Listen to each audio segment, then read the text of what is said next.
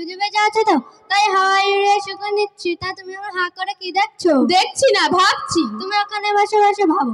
ওইদিকে বিয়ের গাড়ি ছেড়ে দিলে বাড়িতে বসে ডাল দিয়ে ভাত খেতে হবে, বুঝলে সুরাইয়া? তৈবা, তোমাকে আমি আবারও বলছি, তুমি না মাদ্রাসায় পড়া? এই তোমার সাজগোজ হবে বোরকা আর হিজাব। এই সুরাইয়া, আমি আছি আমার জায়গায়, মাদ্রাসা আছে মাদ্রাসার জায়গায়। মানে এটা বুঝলাম না। তোমার এত বেশি বোঝার দরকার নেই। তুমি এত বেশি বোঝো বলে মশারি জড়িয়ে বিয়ে বাড়ি যাচ্ছ। তোমার দৃষ্টিতে আমার বোরকা আর হিজাব মশারি মতো লাগতে পারে, কিন্তু এর অনেক অনেক গুণ আছে।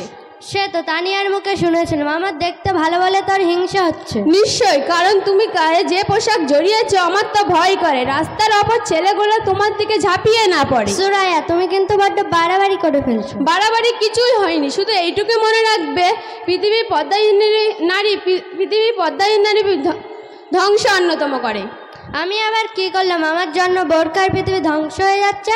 শোনো তাহলে, গোটা পৃথিবী ধ্বংস করতে যেখানে হাজার হাজার কোটি কোটি সৈন্য পার্থক্য, সেখানে একটি পর্দাহীন নারী উলঙ্গ অবস্থায় হাজার হাজার মানুষের ঈমান নষ্ট করে দেয় ও জাহান্নামের দিকে ঠেলে দেয়।